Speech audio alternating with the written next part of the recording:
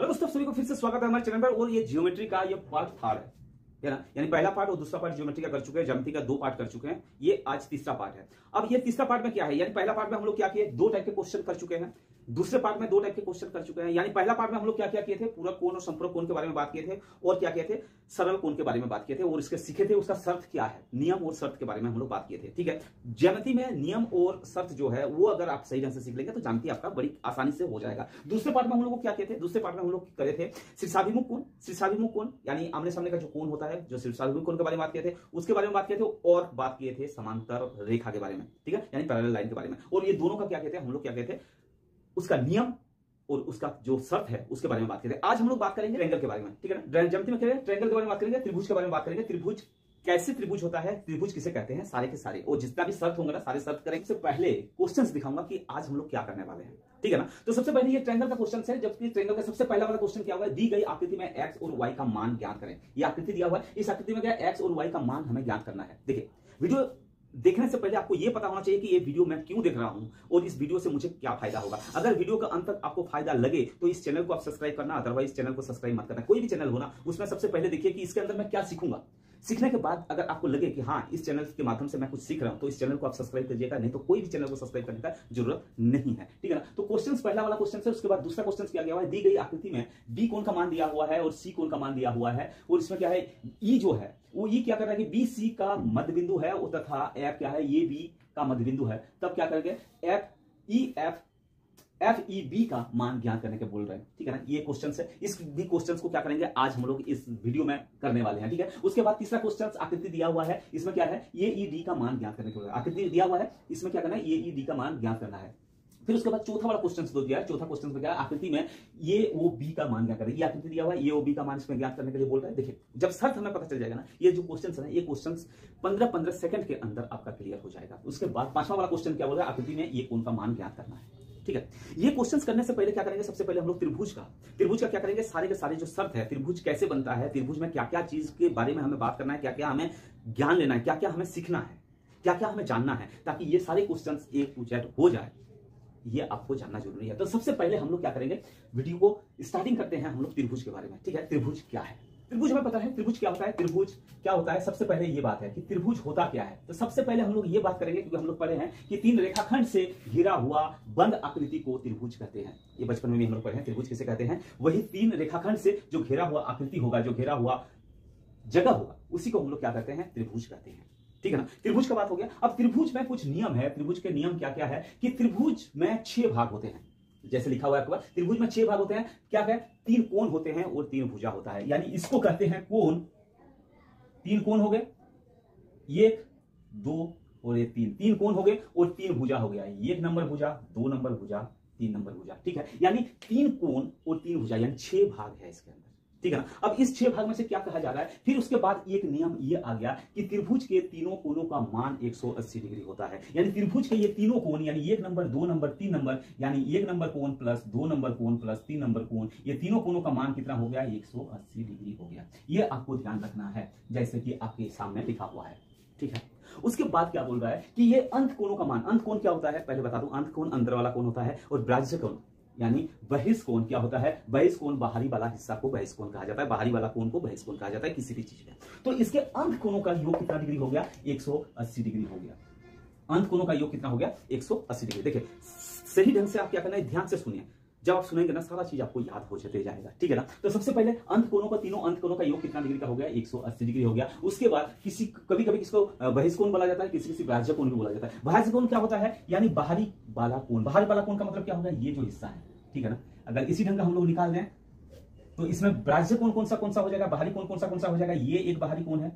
ठीक है ना, इसको एक बाहरी कोण कहेंगे, यानी बाहर का कोण कहेंगे, और ये वाला जो है इसको एक बाहर का कोण कहेंगे। मान लीजिए कि इसको नाम दे दिए एक्स, वाई और ये जेड। तो अब बात आता है कि ये त्रिभुज के बाह्य कोणों का योग कितना होता है, यानी बाहरी वाला कोण का योग कितना होता है। तो सबसे पहले क्या करेंगे, बाहरी वाला कोण के बाद याद कर लेंगे कि एक्स कोण प्लस वाई कोण प्लस जेड कोण इज इक्वल टू कितना होगा है, 360 डिग्री, यानी 360 डिग्री। ठीक है, 360 डिग्री यानी 360 डिग्री। ध्यान रहेगा। यानी त्रिभुज के तीनों कोनों अंदर वाला यानी अंत कोनों का योग कितना होता है 180 डिग्री होता है और त्रिभुज के बाहरी कोनों का योग कितना होता है 360 डिग्री होता है। ये आपको ध्यान रखना है। इससे क्या करना है, ये जो पॉइंट है ना, आपको इससे क्या हो जाएगा, सारे के सारा चीज क्या हो जाएगा आपको पता चल जाएगा। ठीक है ना, ये एक बात हो गया। तो ये क्या हो गया, ध्यान रहेगा आपको। अब थोड़ा सा क्या करेंगे, थोड़ा सा बात को आगे बढ़ाते हैं। आगे बढ़ाने का मतलब क्या, जैसे ये बाह्य कोणों का मान हो गया ना, तो उसी ढंग का इसको भी ध्यान रखना है कि बहिष्ठ कोणों का जो चतुर्भुज का भी बहिष्ठ कोण है, यानी कोई सा भी भुज हो, चाहे चतुर्भुज हो, चाहे पंचभुज हो, चाहे षडभुज हो या सप्तभुज हो, यानी 7 भुजा वाला कोई भी आकृति हो, उसका बाहरी हिस्से का ध्यान रखना, उसका बाहरी हिस्से यानी बाह्य कोण 360 डिग्री का ही होता है। चाहे वो त्रिभुज ले लिए, चाहे चतुर्भुज ले लिए, चाहे पंचभुज ले लिए, किसी भी भुज का, यानी कोई भी बहुभुज हो। बहुभुज मतलब क्या होता है, जिसका 3 या 3 से अधिक भुजा हो, 3 या 3 से अधिक भुजा हो, इसको बहुभुज बोला जाता है। और बहुभुज का बाह्य कोण यानी बाहरी हिस्सा का मान कितना डिग्री का होता है, 360 डिग्री का होता है। ठीक है, चाहे चतुर्भुज हो, पंचभुज हो, कोई सा भी भुज हो। मैं ये आपके सामने स्क्रीनशॉट है, ये इससे आप इसको क्या करें देख सकते हैं। सबका क्या है 360 डिग्री है, यानी बाहरी हिस्से का है ना, बाह्य कोण का। अब बात आता है कि इसके अंदर वाला कोण को कैसे निकाला जाता है। जैसे त्रिभुज के अंदर वाला यानी अंत कोणों का योग कितना हो गया 180 डिग्री हो गया ना। अंदर वाला कोण, त्रिभुज के अंदर वाला कोण कितना डिग्री का हो गया 180 डिग्री हो गया। तो चतुर्भुज के कोण का योग कितना होगा, अंत कोणों का योग, बाह्य कोणों का पता चल गया 360, लेकिन अंदर यानी अंत कोणों का योग कितने डिग्री का होगा ये जानना जरूरी है। ये कैसे जानेंगे, इसको जानने के लिए क्या करना है, जैसे चतुर्भुज के चारों कोणों का योग कितना है, चतुर्भुज के चारों कोणों का योग कितना है, तो इसको निकालने के लिए क्या करेंगे, अगर हम लोग तो चतुर्भुज को इस टाइप का बना दें, एक लाइन इधर अगर हम लोग खींच देते हैं, इस लाइन को खींचेंगे तो हमें कितना पता चल गया कि इधर एक त्रिभुज दिखाई दे रहा है, यानी ये बी सी और डी अगर लिया जाए तो ये बी डी एक त्रिभुज है, त्रिभुज ए बी और डी। उसी प्रकार क्या हो जाएगा त्रिभुज, दूसरा वाला त्रिभुज क्या हो जाएगा बी सी डी होगा, बी सी डी, यानी ये तीनों कोणों का योग कितना डिग्री हो गया 180 डिग्री हो गया। इधर तीनों कोणों का योग कितना डिग्री का होगा 180 डिग्री होगा। ये 180 डिग्री 180 डिग्री को अगर जोड़ दें तो कितना डिग्री का हो जाएगा 360 डिग्री का होगा या नहीं होगा, होगा। ठीक है ना, जब इसको 360 डिग्री का ये हो गया, ठीक है ना, ये 360 डिग्री का हो गया, तो इसका मतलब चारों चतुर्भुज का कितना डिग्री का होगा 360 डिग्री होगा। उसी टाइप के पंचभुज का कितना डिग्री का होगा, ठीक है ना। तो पंचभुज का निकालने के लिए क्या करेंगे हम लोग, अगर इसको बना दें, कैसे बना दें, ये मान लीजिए कि हम लोग बना दिए, ये क्या हो गया एक पंचभुज बन गया।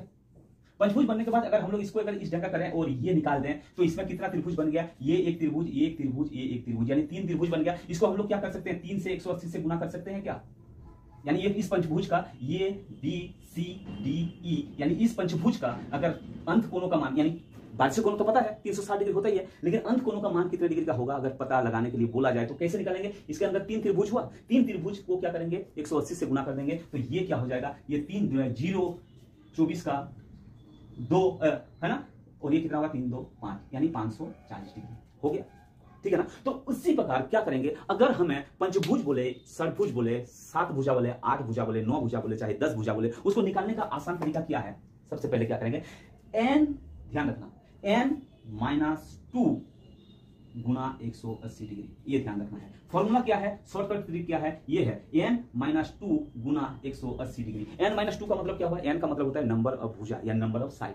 ध्यान रखना, मान लो कि पंचभुज निकालने के लिए बोला है इस पंचभुज का, तो पंचभुज के बदले क्या करेंगे, n के बदले 5 लगाएंगे, -2 लगाएंगे, गुना क्या करेंगे 180 डिग्री, यानी 5 और 2 कितना हो गया, माइनस करेंगे तो 3 हो गया, 3 गुना 180 डिग्री, यानी यही वाला चीज क्या हो गया, इधर से आ गया 3 गुना आ गया ना। सेम वही प्रकार इसी टाइप का अगर षडभुज का बोले यानी 6 भुजा वाला का बोले तो क्या करेंगे, n-2 गुना क्या करेंगे 180, यानी षडभुज का 6 भुजा वाला का है, 6 भुजा वाला का, तो क्या करेंगे 6 - 2 यानी कितना हो गया 4 गुना कितना हो जाएगा 180 होगा कि नहीं, 4 गुना 2 180 होगा। तो इसका जो मान होगा यही हो जाएगा षडभुज का अंत कोण का मान। क्लियर है, अभी तक क्लियर है। देखिए अगर आपको ये वीडियो, मेरा बोलना यह है, अगर वीडियो अच्छा लगे तो लाइक जरूर आप कर देना और अपने दोस्तों को शेयर कर देना ताकि उनको भी इसका फायदा मिल सके। ठीक है ना, इतना तो आपको क्लियर हो गया, इतना तो क्लियर हो गया। इसका मतलब क्या होगा, किसी भी बहुभुज का अंत कोणों का मान निकालने के लिए अगर बोला जाए तो हम लोग आसानी से निकाल सकते हैं n - 2 इंटू क्या बदला 180। ठीक है ना, ये दोनों को करेंगे तो क्या हो जाएगा, इसका आंसर हमारे पास आ जाएगा, यानी अंत कोणों का मान हमें पता चल जाएगा किसी भी बहुभुज का। ठीक है, अब हम लोग क्या करते हैं, त्रिभुज का बात चल रहा है, आज त्रिभुज का था, ये तो हम लोग एक्स्ट्रा कर लिए, एक्स्ट्रा ऑर्डिनरी कर लिए, तो हम लोग क्या करेंगे, त्रिभुज का बात चल रहा है। चलिए अब हम लोग क्या करेंगे, बात करेंगे कि त्रिभुज कितने टाइप के होते हैं। देखिए त्रिभुज के जो टाइप है ना, त्रिभुज के टाइप को क्या करते हैं हम लोग 2 हिस्से में बांट देते हैं। ठीक है ना, 2 हिस्से में त्रिभुज के पार्ट को बांट देते हैं, जैसे कि आपके सामने दिखाई दे रहा है। एक तो हो गया आपका भुजाओं का, है ना, भुजाओं से बना हुआ त्रिभुज, ठीक है, भुजाओं से ये बनता है। उसके बाद क्या होता है, ये कोनों से बनता है, ठीक है। भुजाओं से क्या होता है, 3 टाइप का त्रिभुज बनता है। सबसे पहला वाला त्रिभुज जो आपके सामने है वो क्या है, समबाहु त्रिभुज।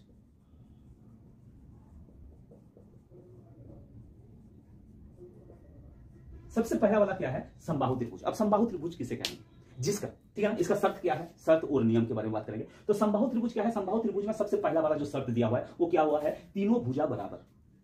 क्या होगा, तीनों भुजा बराबर। जैसे आप देख रहे हैं एक समबाहु त्रिभुज दिया हुआ है, तो इसका मतलब क्या होगा, समबाहु त्रिभुज में क्या होगा, तीनों भुजा क्या हो जाएगा, इसका बराबर होगा। ये जितने सेंटीमीटर का होगा ये भी उतने का होगा, ये भी उतने का होगा।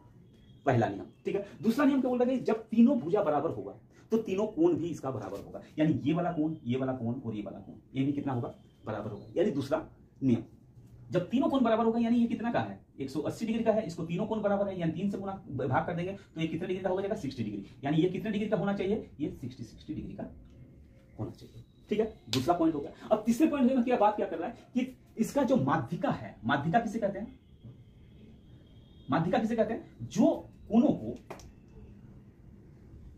मैं समान में भाग कर रहा है, इसी को माध्यिका बोलते हैं। तो ये इसको बोलते हैं माध्यिका, ठीक है। ये माध्यिका क्या होता है, हमेशा बराबर होता है। चाहे ये वाला आप माध्यिका ले लीजिए, ये वाला माध्यिका ले लिया, ये वाला माध्यिका का जो माप होगा ना वो हमेशा क्या हो जाएगा, बराबर हो जाएगा। और अब बात होता है कि ये केंद्र, यानी सारे जो माध्यिका है एक साथ जाकर जुड़ गया है, इसको बोलते हैं केंद्र। अब केंद्र और माध्यिका का जो है ये लंबाई, इसका जो अनुपात होगा वो किस अनुपात में बांटा जाता है, ये ध्यान रखना है, 2:3 में। सॉरी, 2:1 में। 2:1 में क्या होता है, इसका माध्यिका को क्या होता है, बांटा जाता है। यानी ये 2 होगा, ये क्या हो जाएगा, 1 होगा। ये 2 अगर है, ये क्या हो जाएगा, 1। इसी अनुपात में क्या होता है, इसको मापा जाता है। तो ये जो 4 पॉइंट है ना, ये समबाहु त्रिभुज के लिए आपको जानना जरूरी है, ठीक है। तो भुजा से क्या हो जाएगा, पहला भुजा के द्वारा क्या होगा, समबाहु त्रिभुज बन गया। अब दूसरा क्या हो जाएगा, समद्विबाहु त्रिभुज।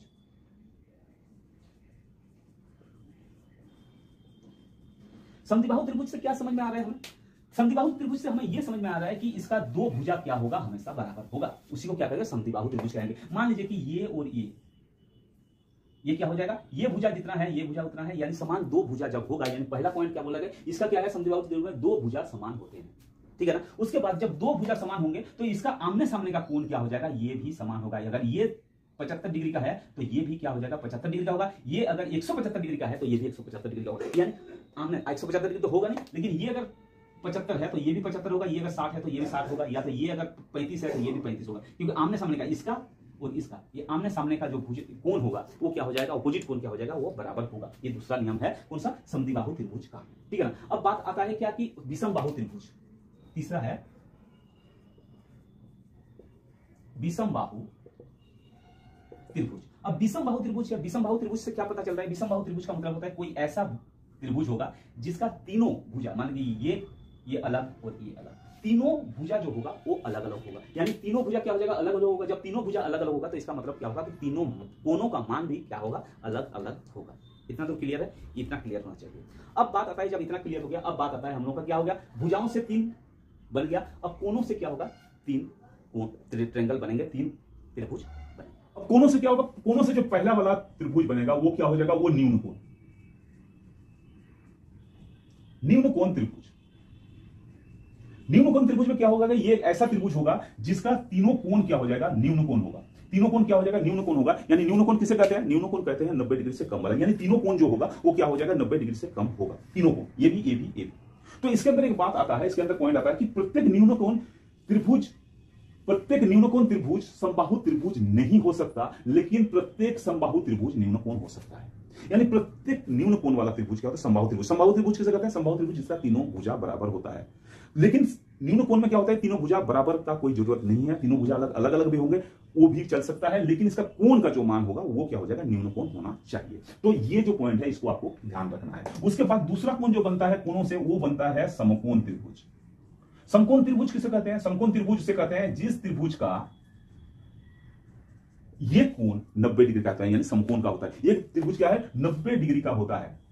यानी ये वाला कोण या कोई सा भी कोण, ये कोण कितने डिग्री का होगा, कम से कम 90 डिग्री का होगा। और इससे क्या होगा, पाइथागोरस नियम बनता है। कौन सा नियम बनता है, जो कर्ण का स्क्वायर बराबर क्या होता है, आधार का स्क्वायर प्लस लंब का स्क्वायर। ये आपको ध्यान रखना है क्योंकि काफी समय पूछ देता है क्वेश्चन सिस्टम में समकोण त्रिभुज का ये वाला भुजा का या इधर वाला भुजा या इधर वाला भुजा का मान निकालें, ठीक है ना। तो इसको आपको जानना जरूरी है। और तीसरा वाला जो आपके पास कोण आता है, कोणों से जो कोण बनता है वो होता है अधिक कोण त्रिभुज। अधिक कोण त्रिभुज क्या होगा? अधिक कोण त्रिभुज से ये पता चल रहा है कि इसका ये कोण जो होगा वो कितना डिग्री का होगा? 90 डिग्री से ज्यादा होगा और 180 डिग्री से कम होगा, उसी को क्या बोलते हैं? अधिक कोण त्रिभुज, ठीक है। तो त्रिभुज के बारे में हम लोग पता चलता है त्रिभुज कितने टाइप का हो गए? 6 टाइप का हो गए, भुजाओं से 3 और कोणों से 3। और इसका शर्त भी जो है वो भी हम लोग जान लिया कि शर्त इसके अंदर क्या क्या शर्त आता है। अब इन शर्त जानने के बाद हम लोग अब क्या करेंगे? इसका क्वेश्चंस जो है वो क्वेश्चंस को हल करेंगे।